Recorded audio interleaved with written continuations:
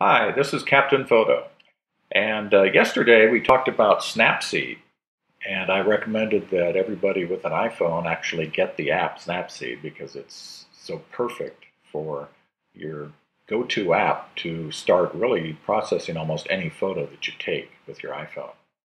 So I thought today maybe it'd be good to demonstrate a little bit about what Snapseed can do, whether or not you have the app already. Well, let's take a look and see how we can use most of its features to improve a photo that I took. Okay, let's open up Snapseed.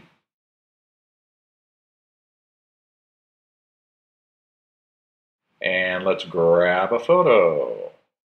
You do that by hitting that camera in the upper left corner. Go to the photo library and let's choose this. Okay, now this is a picture of Avila Beach. Late in the day, you can't really see the color that's in the sky. And one tip I can give you on when you take a photo with clouds in the sky or with something bright, put your finger on the bright spot on your iPhone and let the exposure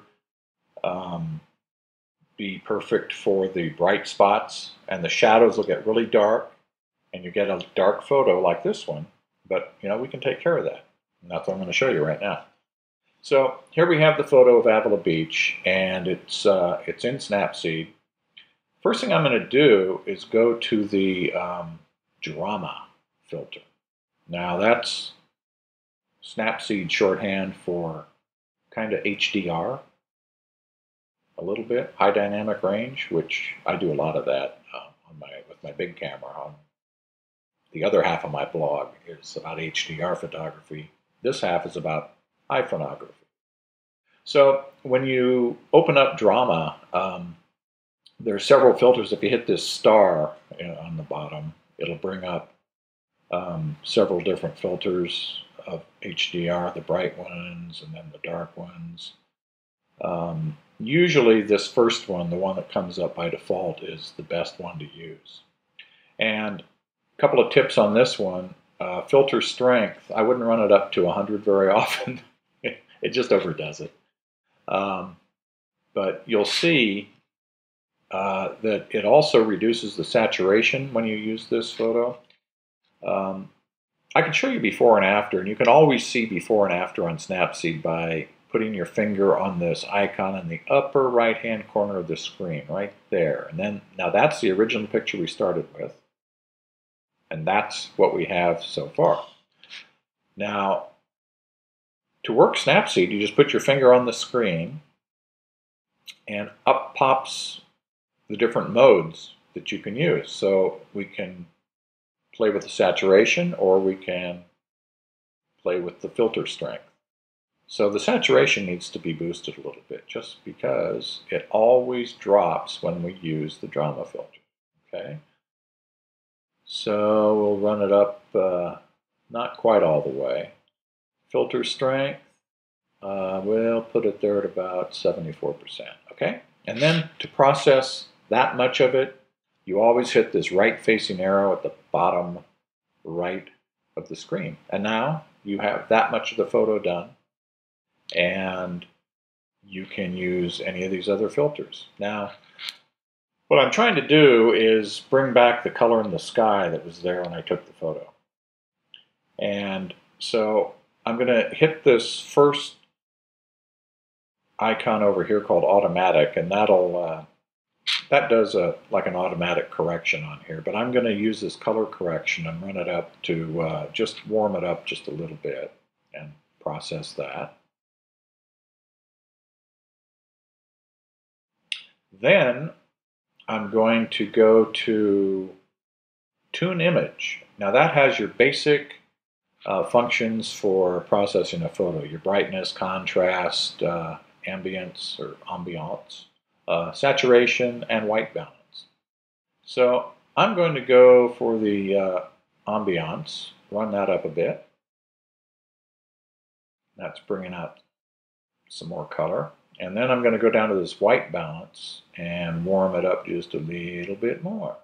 Okay, so now we're getting a little bit of late afternoon color in here. It looks a lot more like it used to. Now let's see what the before and after now. Okay, there's before and there's after. So let's process this. Now, a really cool feature of Snapseed is this thing called selective adjust. With this plus symbol down on the bottom, you can hit that, and then you put your finger where you want to do something. I want to do something right there in the sky where the sun is, where it was really nice and warm.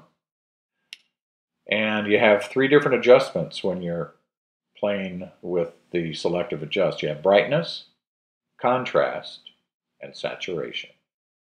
Well, guess what we're going to run up? Saturation. Pop that up a little bit.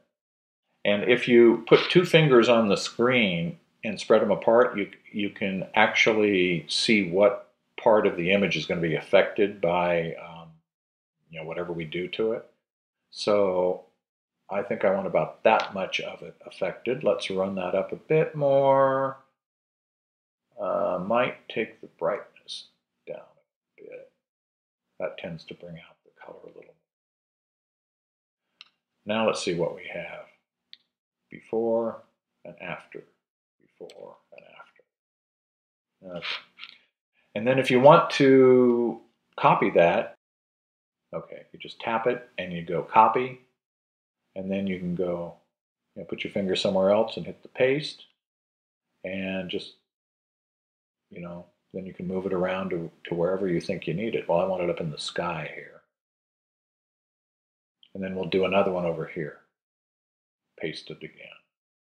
Boom. It has little crosshairs you can see, so you can really place it with precision. Okay? So now let's check the before and after. Before, after. Yeah, cool. Okay, let's process that by hitting the right-hand arrow. All right. Now, I notice that the picture seems to be sliding off to the right side of the frame. I didn't quite have the camera straight when I took it. So there's a straighten tool here in Snapseed right there. Bring that up. Just voila. Straighten it, process it, done. And now there's also a cropping tool. We'll crop it a little bit because I didn't do, see that real bright spot at the top?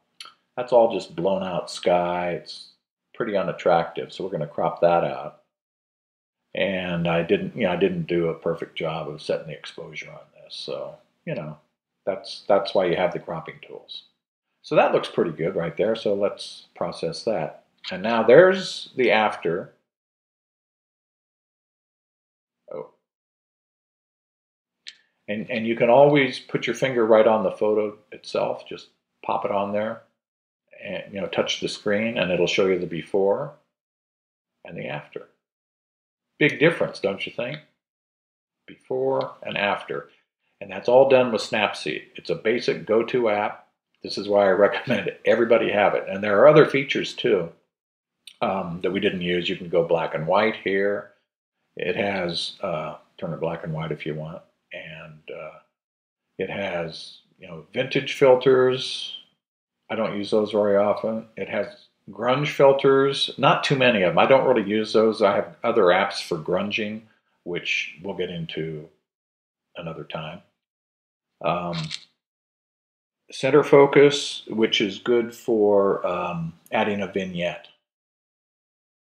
And if you hit this icon, the star here, it'll bring up different types of vignettes, one for portrait, a couple of different ones for portraits. Here's a vignette. So we'll just go with that. It's adjustable too, but I think that one looked pretty good. Tilt shift. There's a couple of new features that came out when Snapseed went free last month.